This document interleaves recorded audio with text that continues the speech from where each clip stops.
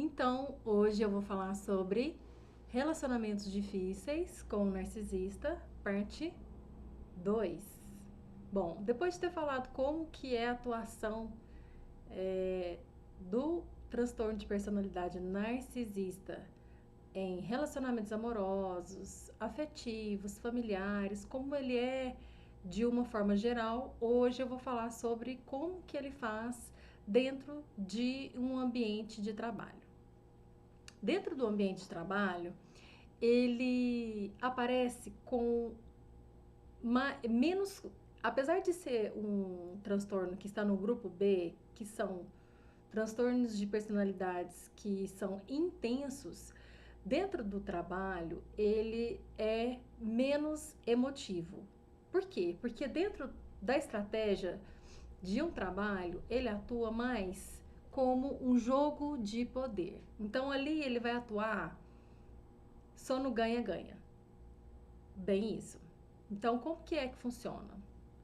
Dentre várias investidas que ele faz, da forma que ele, as estratégias que ele tem é roubar os créditos. Como que se dá isso?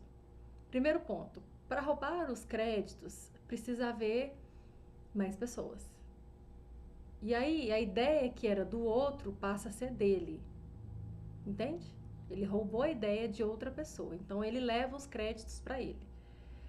E se isso for gerado dentro de uma equipe, se ele for um gestor, um diretor ou algum líder de equipe, de vendas, de suporte, ele sempre vai, sempre que tiver alguma ideia de algum colega, de alguma outra pessoa, ele vai roubar essa ideia, ele vai levar essa ideia para ele. Então, ele se promove em cima da equipe.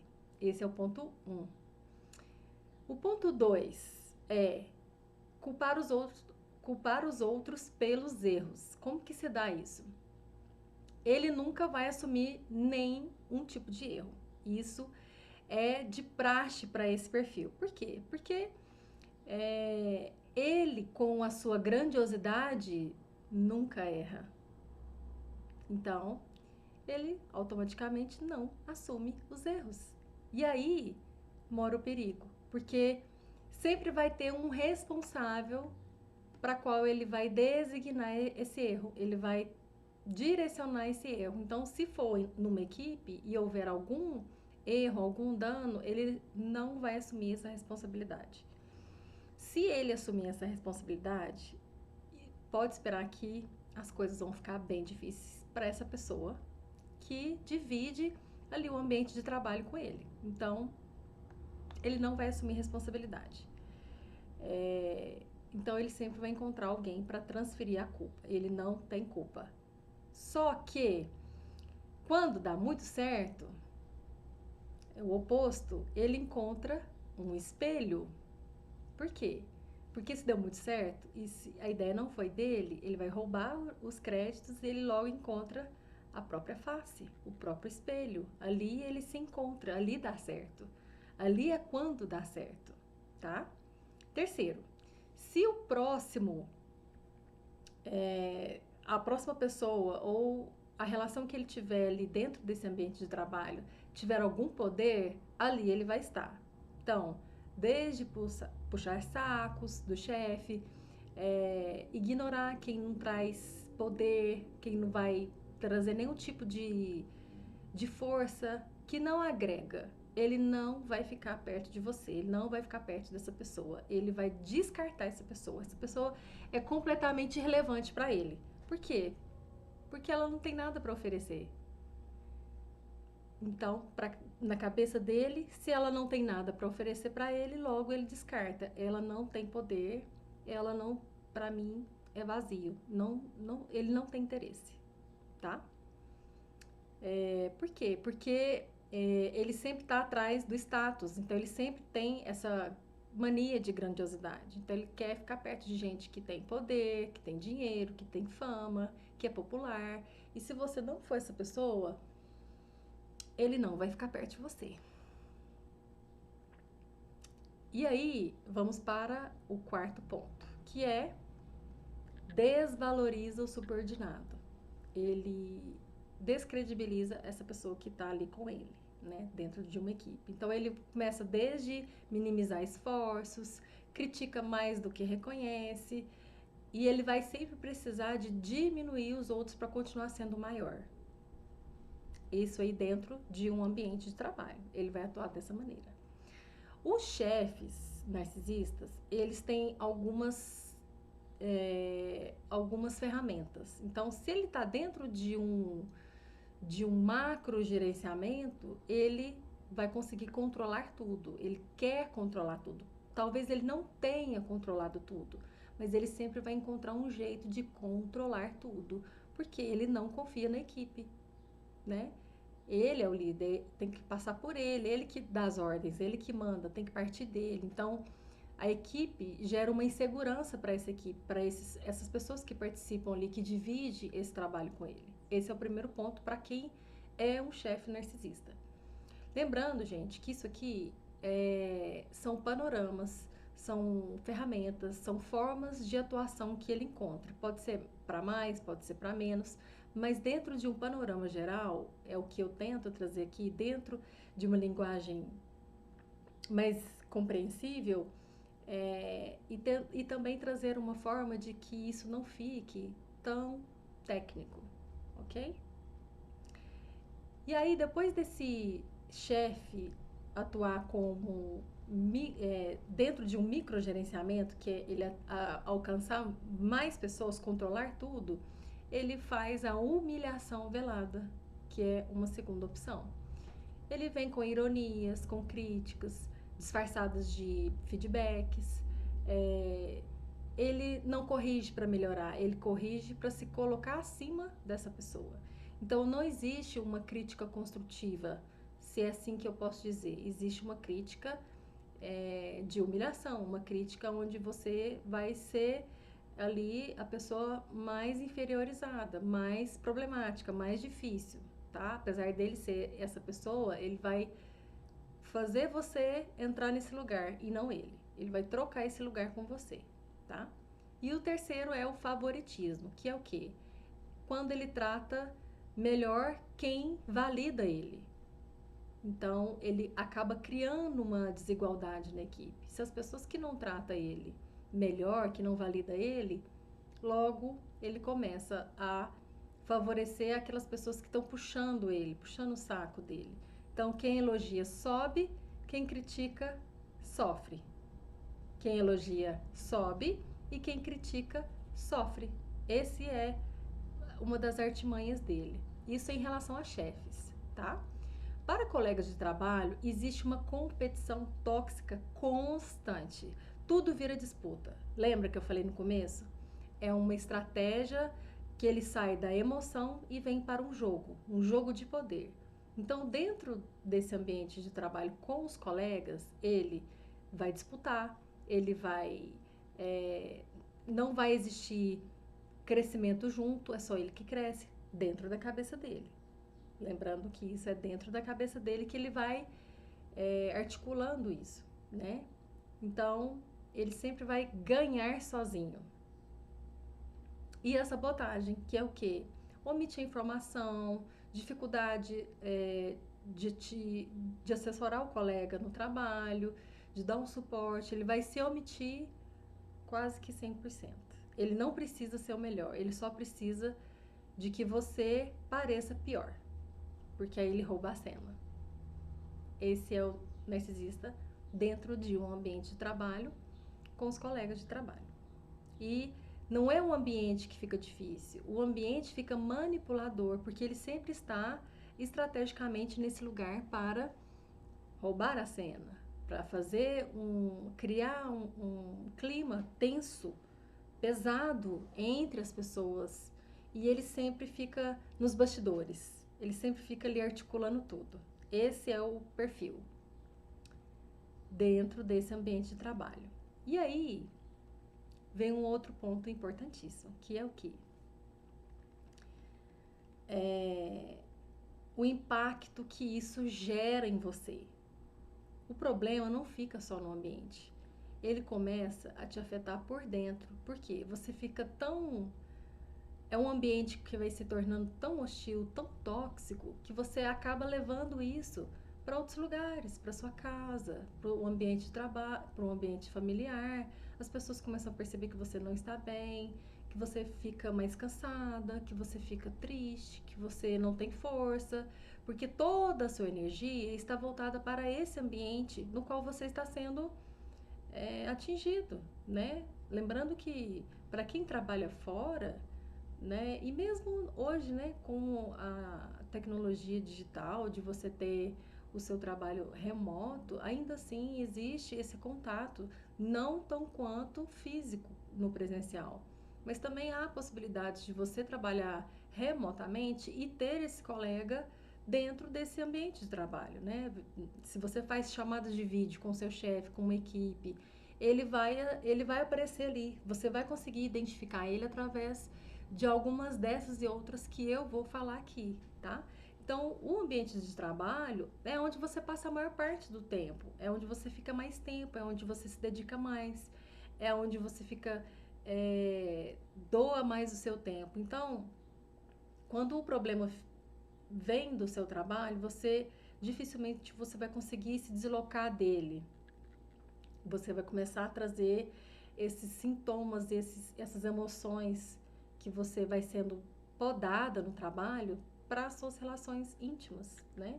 Então, o problema não fica só no ambiente de trabalho, ele começa a afetar dentro de você como um todo. E aí isso gera uma coisa muito importante. Primeiro ponto: desgaste emocional. Você termina o dia esgotada.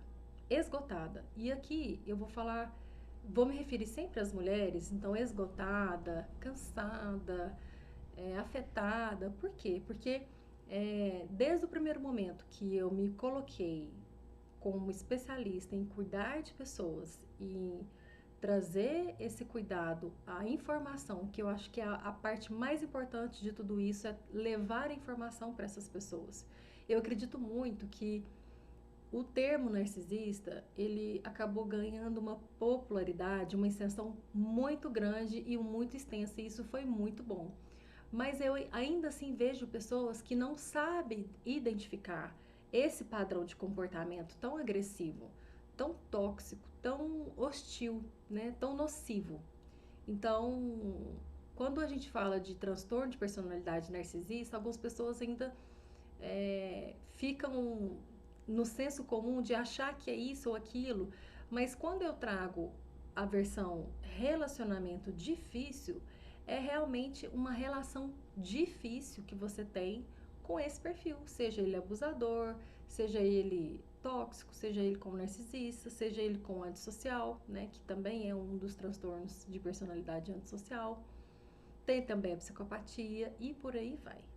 Um dia, quem sabe, eu posso estar aqui também para explicar como que é esse perfil. Mas vamos lá. O impacto que isso tudo gera em você dentro de um ambiente de trabalho. Não fica só no ambiente de trabalho, ele te afeta por dentro em todas e consegue te alcançar em todos os outros pilares da sua vida. Você vai ficando sem energia, vai ficando esgotada, você não consegue terminar o dia bem, que antes dessa pessoa existir você conseguia fazer até uma atividade física depois desse trabalho. Hoje você só quer dormir, às vezes você não quer nem ter um lanche, um jantar, alguma coisa, não, você já quer ir direto pra cama, porque é realmente dispendioso você ficar ali exercendo, né, aquele lugar com a maior parte do tempo em sanar as situações do seu trabalho quando uma pessoa desse perfil fica ali em cima de você. Então, você fica remoendo as situações daquele dia todo, você fica passando as cenas, né, do que houve, se teve algum desarranjo, você fica repetindo aquilo na sua cabeça, você fica criando um cenário, digamos assim, do que você poderia ter falado, de coisas que você poderia não ter falado, coisas que ele falou, coisas que ela falou, coisas que você... Tudo isso uma forma de desgaste emocional, porque ficar pensando nisso gera muito cansaço emocional e você realmente fica muito cansada, muito desgastada. Então, não é um cansaço físico, é um cansaço mental constante no qual atinge o físico, porque você não tem mais ânimo e disposição para fazer mais nada. Então, E ali você fica horas, né, no que ele falou, no que ela falou, no que você devia ter falado ou não, né? Então isso toma bastante tempo, isso gasta energia e isso irrita, né? E ao ponto de você até perder a fome, o apetite ou até o sono, que causa também muita insônia, porque existe uma demanda muito forte, né, de conviver com uma pessoa dessa, principalmente num ambiente de trabalho.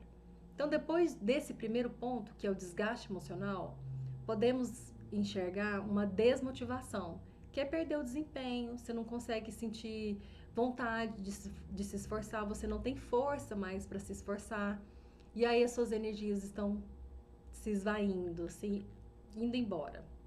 Você sente que tudo que você faz não é reconhecido. E aí você fica é mais frustrante ainda para você nesse ambiente. E aí você começa a fazer só o mínimo. Por quê? Porque você não consegue produzir mais. O cansaço bateu tão forte que você não consegue dar o tanto que você doava, apresentar resultados como você apresentava anteriormente. E isso vai te desmotivando.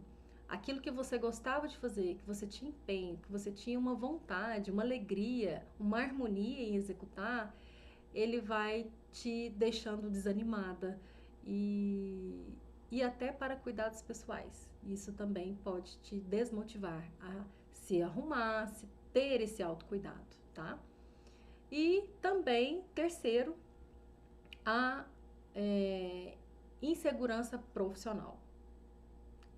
A insegurança profissional é quando você começa a duvidar da capacidade que você tem de resolver aquilo que você foi contratado para resolver. Quando você divide um ambiente de trabalho com uma pessoa dessa personalidade, você começa a duvidar da sua capacidade, de tanto que você é podada nesse ambiente, de tanto que você é desvalorizada, de tanto esforço que você faz para provar que você é competente, que você é uma boa pessoa. Porque a essa altura do campeonato, ele já talvez fez uma outra imagem a seu respeito para esse grupo de pessoas. Se for equipe, então, ele consegue articular isso, tá? Então, o medo de errar o tempo todo começa a aparecer, porque você foi, você vai acabando sendo modulada nesse ambiente tóxico, que é um ambiente tóxico. Então, a sensação de não ser bom o suficiente vai chegar e também, como, né, eu falei aqui, é uma questão de você não encontrar e não enxergar mais competente naquilo que você foi contratado, naquilo que você fazia e hoje você não consegue fazer mais. E aí você começa a questionar a sua competência, duvidar da sua capacidade e ficar ali naquela toxicidade total. E aí você começa a duvidar tanto da sua capacidade e começa a pensar que não é um ambiente justo para você estar ali, não é verdade? E aí você começa a perceber que não tá justo esse ambiente para você. Depois de um tempo, talvez você comece a pensar isso. E o mais perigoso não é só trabalhar com uma pessoa narcisista, é começar a enxergar do jeito que ele te trata como algo normal. Porque ele é tão bem elaborado, tão estrategicamente elaborado e articulado, porque ele consegue manipular as pessoas. Principalmente se for alguma coisa para que favoreça ele. Então, o ambiente tóxico não é só pressão. É uma manipulação constante, disfarçada de profissionalismo. Ok? E aí, ele sempre vai usar pessoas para fazer parte da ferramenta dele de trabalho, né? Então, as relações dele é baseadas em utilidade e não em conexão. Então, se você tem algo para agregar, algo de poder, algo que valide ele, você vai se dar bem, mas se você não tem nada disso para oferecer, logo ele te descarta. Então, ele aproxima quando precisa de você e afasta quando não precisa de você mais. E o interesse é o maior vínculo que ele pode ter com alguém. Ele sempre vai ter um interesse por trás de todo contato, de todo acesso, tá? Então, você não é visto como uma pessoa, você é visto como uma função para ele. E aí, ele começa a te procurar quando precisa de ajuda, e some quando você é que precisa de ajuda. Faz sentido para você tudo isso? Bom, essa é a primeira parte, no que eu falo no sentido de como o narcisista atua dentro de um ambiente de trabalho. Então, ele tenta proteger a própria imagem a qualquer custo. Então, tudo que você sabe dele, e aí você entende que é ele que está articulando tudo, e você comenta, né, ou tenta trazer essa realidade para demais pessoas, possivelmente essas pessoas não vão conseguir te compreender, porque ele é a melhor pessoa. As pessoas entendem, vê ele como uma pessoa maravilhosa. Somente quem está na intimidade, quem está na linha de frente com ele, é quem sofre mais. E principalmente se for para atuar no sentido de proteger a própria imagem. Ele faz isso, gente, a qualquer custo. Então, o ponto central do narcisismo é nunca vai assumir erros. Ele sempre vai distorcer as informações e as situações. E ele joga a culpa sempre em outras pessoas, porque ele não tem competência para assumir os erros. Jamais. Então, ele precisa estar certo o tempo todo, mesmo estando errado.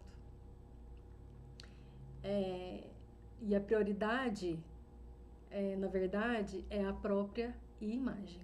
Então, erra, ele culpa você. É confrontado, ele se faz de vítima. Ele é exposto, ele muda a narrativa. Então, os modos operantes dele são esses, tá? E aí o ambiente realmente acaba virando um jogo e não um time, né? E isso muda totalmente a dinâmica desse grupo. Então, não existe colaboração real. Existe disputa, comparação e controle. E uma baixíssima confiança, porque ali ele já está exaurindo todo mundo, né? E você acha que está jogando em equipe, você acha que está em equipe, mas na verdade o jogo é só dele, é individual, não existe. Ele é o artilheiro, ele é o meio de campo, ele é o atacante, ele é o goleiro, ele faz tudo, mas na verdade tem todas essas pessoas.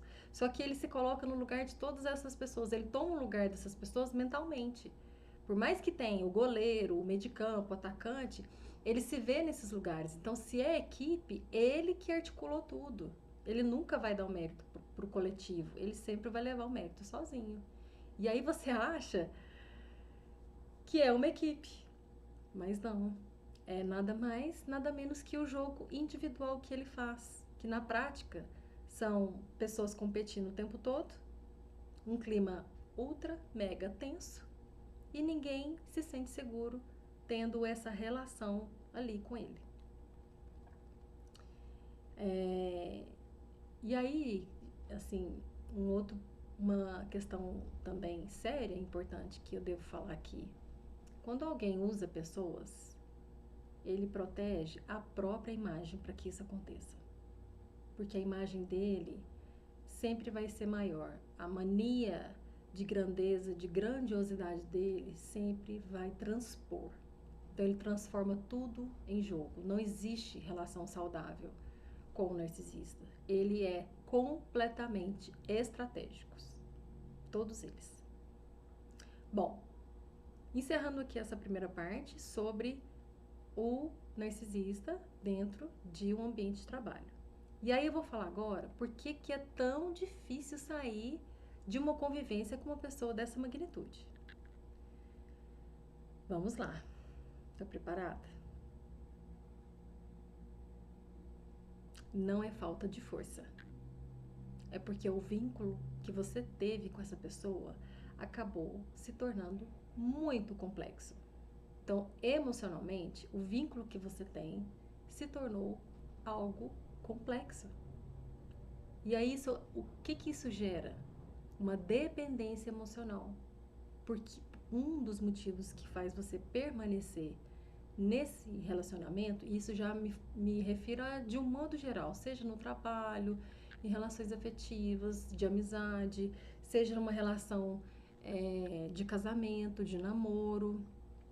Você cria uma dependência emocional com essa pessoa que você começa a precisar validar essa pessoa. Desculpa, a validação dessa pessoa. Para que você tenha autoestima. Porque quando ele te conquista, né, geralmente são os homens, tem casos de mulheres também, mas a grande maioria das pessoas que são afetadas vem do gênero masculino. Apesar de não escolher gênero e nem classe social, isso se dá muito no comportamento masculino.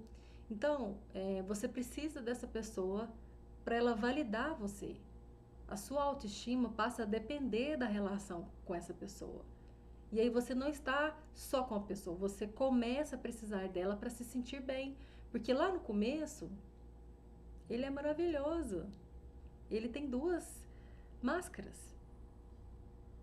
Ele é essa pessoa de duas máscaras. Eu vou falar aqui já sobre isso.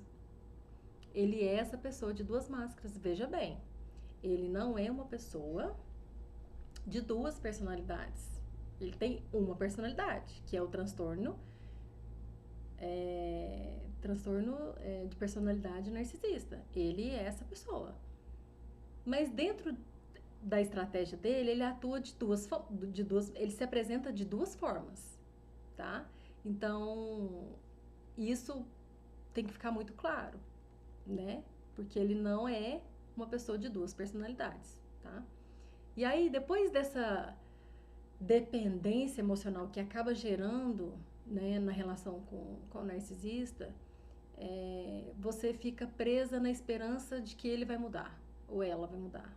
Então, você lembra de como que era no começo, que era maravilhoso, que vocês eram felizes, que ele fez de tudo para te conquistar, ele foi no seu trabalho, ele fez montinho ali para com as pessoas que você convive para convencer de que ele é uma pessoa maravilhosa, que você tem que ficar com ele e que você não vai encontrar uma pessoa melhor do que ele. Depois que ele te convence, depois que ele te ganha, ele tem você, ele conquistou o território que é você, você fica encantada, porque essa é a primeira impressão, lembra? Já vou falar que a primeira impressão é que fica? É isso. A primeira impressão realmente é a que fica. Então você começa a acreditar e fica naquela relação, porque a sua esperança é de que ele vai voltar a ser aquela pessoa lá atrás, de quando vocês voltaram, de quando vocês começaram, desculpa, na relação de vocês, né? E aí você acredita que a fase boa vai voltar, porque você já teve essa experiência. Ele não começa pondo uma arma na sua cabeça e falando coisas horríveis pra você, te maltratando. Não, muito pelo contrário. Você é a melhor, você é a única, você é exclusiva, você é tudo, você é perfeita, você é maravilhosa, né? E aí ele te põe lá em cima, depois que ele ganha o terreno, e aí ele começa a te dar só o que sobra, e quando dá. Então você fica preso na esperança da mudança, porque você acha que essa pessoa que você conheceu vai acabar voltando. Então, não do jeito que ela é hoje, mas do jeito que ela foi um dia com você. E é isso que te prende. E aí acaba trazendo duas questões nisso, que a gente chama muito de o ciclo do reforço, que são os momentos bons, que foram raros, mas que hoje você não vive eles mais, mas ele ficou gravado na sua memória, ficou gravado na sua mente. Esses dois polos, né? Essas duas situações. Então não são mais momentos ruins constantes. Dentro desse ciclo de reforço, não é só os momentos ruins e constantes. Eles vão intercalando com momentos bons, que são raríssimos, mas também quando ocorre bastante movimentos intensos. Então, percebe, momentos ruins, intensos, intercalados com momentos bons, raríssimos, e aí o pico vai aumentando, vai subindo para momentos bastante intensos. E assim vai. É ruim, mas de vez em quando é muito bom.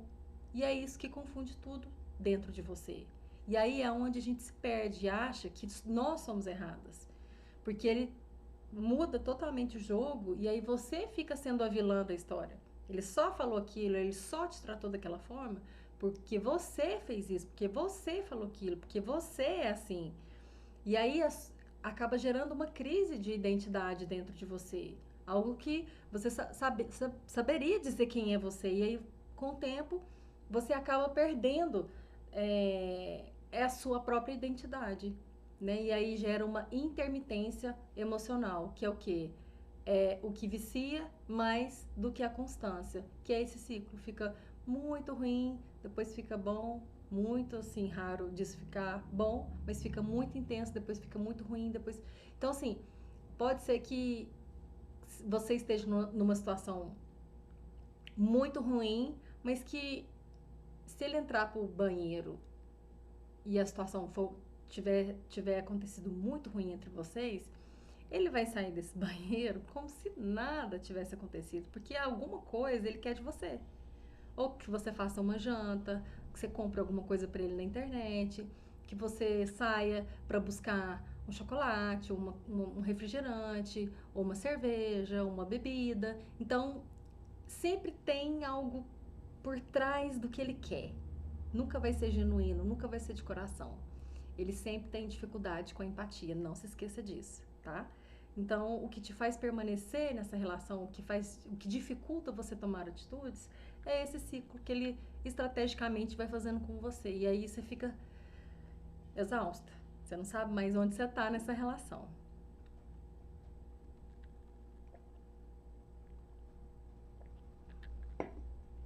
Quando é, dentro dessa estratégia de intermitência emocional, dentro desse ciclo de reforço que acaba acontecendo, é, quando é bom o tempo todo, você acostuma. Mas quando é bom de vez em quando, você fica preso tentando recuperar aqueles momentos bons que vocês tiveram. É isso que acontece.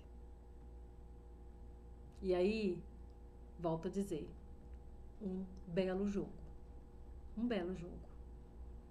Você perde várias vezes para ganhar um tempo de paz, um momento intenso, maravilhoso, que é raríssimo.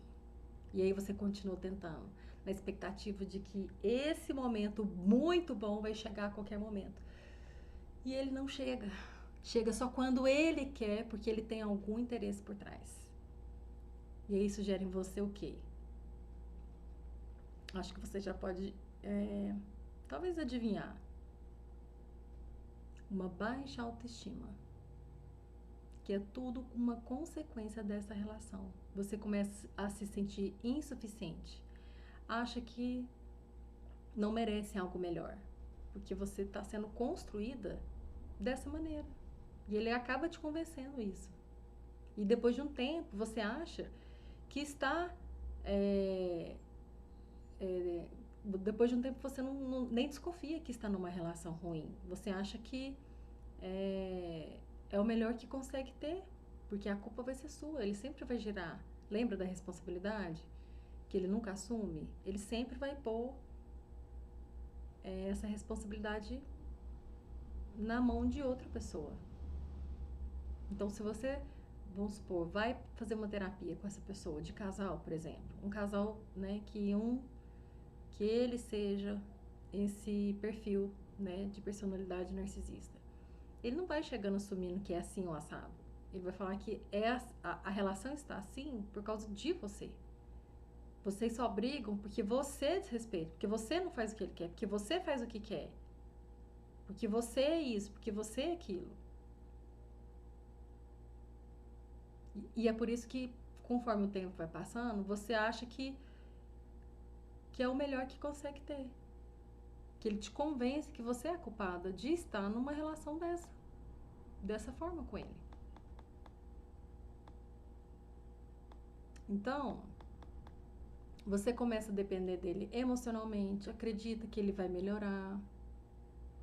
E aí você fica vivendo esses altos e baixos viciantes e ainda duvida de si mesma. Esse é um ciclo. E não é só difícil sair dessa pessoa, é difícil estar na presença dessa pessoa. E aí você acaba também tendo dificuldades de sair da esperança. Porque você acaba criando um vínculo com essa pessoa. Ele não, mas você sim. E aí, ele cria uma aversão de você, porque ele te descarta no futuro, e você fica ali muito tempo ainda vinculado nele, no que ele foi, e você fica presa lá naquele início, que foi maravilhoso. Eu não duvido que tenha sido maravilhoso o início dessa relação que você teve com ele, ou com ela. Por quê? Porque pode se tratar de uma relação de mãe, de mulher com mãe, de mulher com marido, de mulher com pai, de mulher com irmão, certo? E aí te prende emocionalmente, te alimenta na esperança de que há mudança, mas isso é só uma coisa da sua cabeça, infelizmente. E aí você fica viciada naqueles momentos bons que são tão raros e vai te enfraquecendo por dentro. Eu acredito que deve ter feito sentido para você isso. E aí quando eu falo que ele não tem duas personalidades e sim duas versões, é quando as duas pessoas são duas formas, é uma pessoa com duas formas de se apresentar, de se mostrar. Porque tudo vai depender do interesse dele. E como que isso acontece? Uma atenção mega ultra intensa. Um carinho espetacular. Uma conexão muito rápida. Já ouviu algum caso das pessoas conhecerem? Não todas. Veja bem, hein? Não estou generalizando aqui. Mas esse perfil geralmente é assim. Você conhece, noiva, você conhece, namora, fica noiva e casa em 3 meses. E aí você acha que encontrou a pessoa incrível.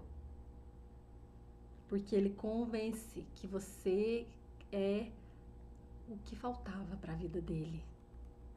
E aí depois que ele ganha você, ele conquista o terreno ali, o que que ele faz? Ah, agora eu não preciso mais de fazer todo esse corre para manter essa pessoa comigo.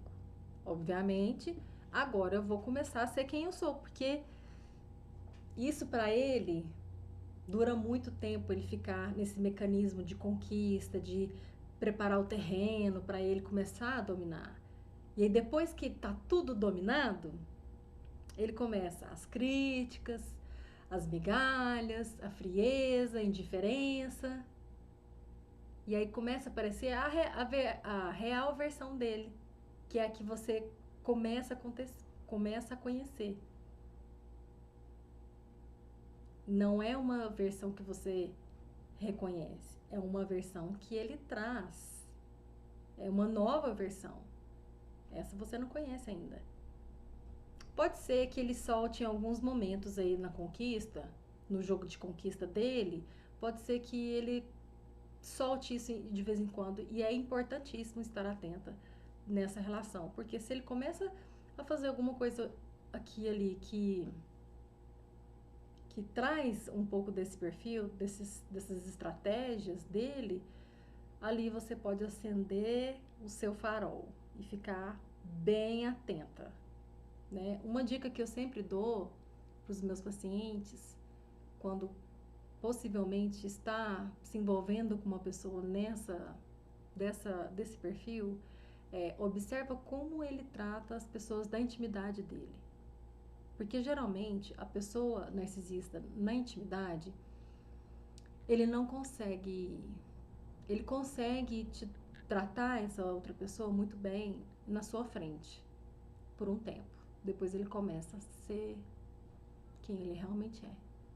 Então procura estar perto, procura encontrar formas e maneiras de você estar com ele na intimidade dele, na casa dele, na relação dele com os pais, com os familiares e até com aquelas pessoas que não têm nada para oferecer para ele, né? Então, se ele morar num prédio, ver como que ele trata um porteiro.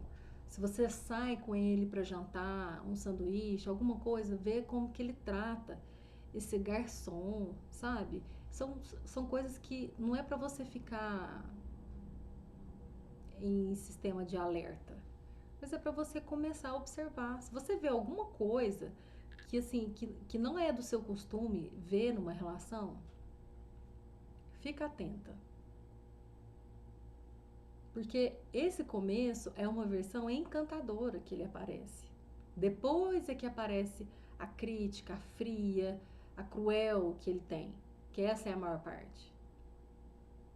Então ele não tem duas personalidades, ele tem duas versões, que é a mesma pessoa, só que alterando as máscaras que ele precisa usar para determinadas situações que ele vai movimentar. Então a máscara 1 é externa.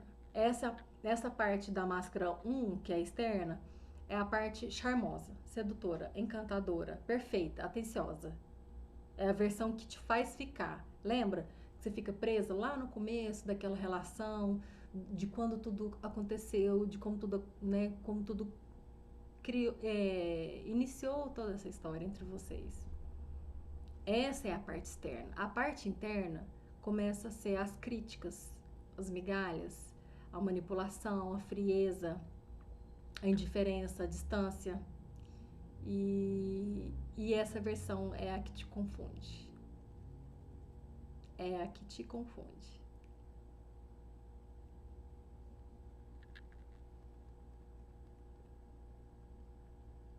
Ela precisa de usar dessas duas máscaras para se manter em qualquer relação, seja no trabalho, afetiva, familiar. Se precisa de você para alguma coisa, é isso que vai acontecer. Eu espero que tenha feito sentido para vocês. De verdade. E aí você pensa assim, ah, não, então ele mudou. Não, ele só parou de atuar. Porque tudo é um palco para ele. Por isso que existe muitos narcisistas nas igrejas, nas religiões. Não generalizando, mas existe por quê? Porque ali é um ambiente perfeito para eles. Poxa, ali tem palco, tem pessoas emocionalmente fragilizadas. Vamos pensar aqui, igreja, locais religiosos, são hospitais da alma. As pessoas não vão, muito raramente, você vai encontrar uma pessoa muito feliz da vida ali, sem problemas, desfrutando. Ali tem essas pessoas? Tem também. Tem as pessoas que estão bem. Não é todo mundo que está numa situação difícil. Tem pessoas que estão numa situação bem, seja no trabalho, seja na vida amorosa. Mas esse ambiente é um ambiente do hospital da alma, né? Então ali é o palco, nossa, ali é uma grande oportunidade de atuação dessa pessoa cativada, do encantamento acontecer, e ele tem ali as oportunidades, ele vai fazer de tudo para conquistar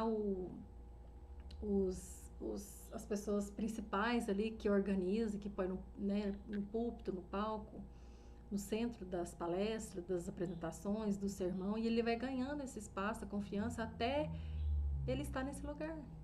E aí ele já conquistou o que ele queria, e aí ele vai mantendo um pouco esse lugar até ele definitivamente estar por inteiro nesse lugar. Essa é a forma de condução. E aí não existe um padrão. Não é uma questão pontual ou isolado. Ele escolhe o comportamento, ele escolhe com consciência, em muitos casos. E é como alguém que é exatamente educado como um chefe, mas que completamente diferente de quem pode oferecer nada em troca para ele. É como que alguém que é exatamente educado como um chefe, mas completamente diferente com que ele pode oferecer nada em troca. Entende? Ele sempre vai querer alguma coisa em troca de você. Você precisa ter alguma coisa. Então ele sabe ser diferente. Não é só algo inconsciente. Não, ele sabe o que ele está fazendo. E ele é consistente no que ele faz. E aí isso gera em você confusão, Ai, será que isso é sério? Será que isso é verdadeiro? Isso gera esperança. Ai, será que isso vai voltar a ser, será que ele volta a ser como era antes? E aí você fica apegada na versão boa dele. Você se apega sempre na máscara um, em que ele é externo. Por isso que é tão difícil das pessoas que estão à nossa volta entender que você está numa relação dessa, porque ele é a melhor pessoa do mundo fora da intimidade. Ele é a melhor pessoa do mundo fora da intimidade. Ele só não é com você, que é íntimo dele. E como que você faz para se proteger disso? Informação. Isso aqui está conectado com informações. O que é? Se você se identifica que está numa relação difícil, então esse vídeo é para você. Se você conhece alguém que já queixou que existe uma relação difícil, esse vídeo é para essa pessoa. Então, se você tem uma pessoa que convive, está perto de você e você vê que essa pessoa não é mais a mesma pessoa, que ela acabou mudando, ela acabou se enfraquecendo, se perdeu nessa relação. Possivelmente ela está numa relação como essa. Então, a primeira coisa é levar a informação. Essa pessoa precisa saber o que ela está vivendo, ela precisa entender e fazer aquele quebra-cabeça, colocar as peças nesse quebra-cabeça para ela entender onde que ela está, como que é essa relação. Segundo, é a consciência, ela ter consciência, não, eu já sei, então eu peguei a informação e agora eu tenho consciência de que é isso mesmo. E aí começa a descortinar as coisas para você. Aí você precisa pôr limites, um certo distanciamento. E o principal, ter um lugar de apoio, seja terapia, seja com amigos, aqueles amigos que vão te dar apoio, porque é como eu falei, a pessoa é tão boa para outras pessoas que se você comentar isso com algum amigo ou com alguma amiga, possivelmente essa pessoa não acreditar em você ainda, né? Então, é importante você estar buscando ajuda, porque é muito exaustivo estar numa relação assim. E aí, você nunca vai ganhar esse narcisista discutindo com ele. Não tem o que discutir com essa pessoa. Porque se você entrar para discutir com ele, você acaba sendo a culpada. Você entra para ganhar e sai perdendo. Sempre. E aí aqui eu aproveito para fazer uma apresentação de um grupo no qual eu sou fundadora. Chama Grupo Maria. Projeto, pega seu Instagram aí e digita lá, Projeto Grupo Maria. Essa é o endereço do Instagram, no qual esse grupo existe para acolher e amparar mulheres. Esse grupo é só para mulheres que já sofreram ou sofrem em relações com narcisistas. Esse grupo é totalmente anônimo, voluntário, não tem custo, e ali você vai ter o seu tempo, o seu espaço, e também de compartilhar os seus desafios nessa relação. Então, desde relacionamentos tóxicos, abusivos, com narcisistas, esse lugar é para isso, é para você ter voz, para você ter crédito, ser validada. Não é um grupo terapêutico, como eu falei, ele é um grupo de amparo e não é criado, esse grupo não foi criado para demonizar o agressor, a pessoa que está te prejudicando. Não. Esse lugar não é para isso. Mas esse lugar é para você ser ouvida e você se ouvir também. E fazer ouvir, porque ali tem mais pessoas como você também em sofrimento. Então eu te convido a estar nesse grupo. Hoje são 5/5 de 2026 e hoje é o dia de que nós teremos a nossa primeira reunião aberta e será um prazer ter você conosco. E para entrar nesse grupo você precisa seguir a página, pedir acesso para você entrar no grupo. Por quê? O grupo acontece de forma virtual mas você precisa ter acesso a ele, tá? Não é qualquer pessoa que entra, não é de qualquer jeito que entra, tá? Você precisa ter aí o link para você entrar. Temos um grupo no Telegram e é por lá que você vai entrar. E aí, quando é hora de sair? Quando a sua saúde mental já está afetada, quando você já tentou de tudo, quando você não vê responsabilidade no que ele faz e quando as pessoas que você convive começam a te orientar, abrir os seus olhos e te dar dicas de que você está em sofrimento, de que isso não está certo. Aí sim, você pode começar a articular o seu cuidado, a sua forma de poder sair dessa situação. E o amor, sabe de uma coisa? O amor não deveria te fazer duvidar de si mesmo todos os dias, porque é isso que ele faz. Não há amor, não há afeto, não há empatia, porque ele sempre está fazendo você ser a culpada de tudo. E eu acho que uma das piores coisas que todas as pessoas que estão numa relação difícil vivem é de não ser compreendida.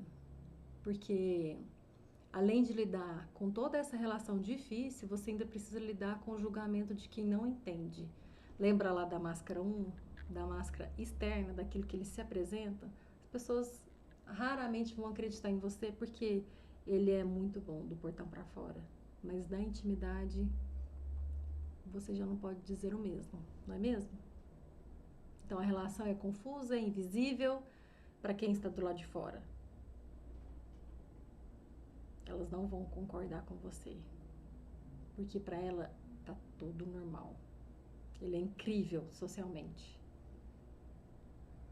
E aí para você tentar explicar isso, minha amiga, as pessoas vão começar a minimizar a sua dor. E aí elas podem até começar a dizer frases que machucam muito. Nossa, mas ele é tão legal. São coisas assim que você vai ouvir. Você deve estar exagerando, né? Será que você não está de TPM? Ou, veja bem, não há uma relação perfeita. Todo mundo tem problema. Todo relacionamento tem um problema. E não só isso, como, conversa. Conversa com ele. Conversa com ela. Dá um gelo, daqui a pouco passa. E aí você já está confuso e fica mais ainda, porque aí esses comentários não ajudam em nada. Porque isso acaba gerando um desamparo emocional em você, uma sensação de estar sozinha. Ninguém valida o que você sente, o que você vive. Gera uma autodúvida. Será que o problema realmente não é só eu? Será que eu realmente não estou exagerando? Você se isola, para de falar do assunto, porque afinal de contas as pessoas não estão acreditando em você, e aí você começa a guardar tudo para você mesmo. E aí é onde você começa a somatizar as suas emoções, porque você não tem coragem mais de falar dessa pessoa, porque as tentativas que você teve foram frustradas, e aí começa dores de cabeça, insônia, queda de cabelo, comendo muito, comendo pouco, porque cada um vai desenvolver uma forma de resolver isso internamente, já que você não consegue externalizar isso. E aí é uma violência emocional velada, sutil, e ela sempre deixa marcas invisíveis em nós. E é por isso que facilmente somos desacreditadas. E uma das piores dores não é só viver uma situação como essa, é não ter crédito com as pessoas de fora. Ou seja, que as pessoas não acreditem em você, naquilo que você está falando. E aí, por mais que você tenta explicar, não resolve, não adianta.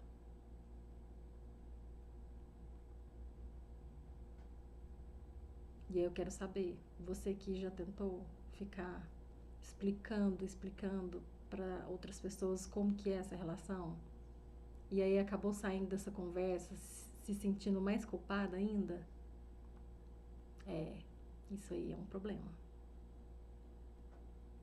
E o problema não é só o relacionamento, é o silêncio e o julgamento que vem junto com ele. Você sofre na relação, tenta falar e é invalidada, começa a duvidar de si mesma, se cala, se isola. E é isso. Uma dor que vem só aumentando cada vez mais. E eu entendo isso.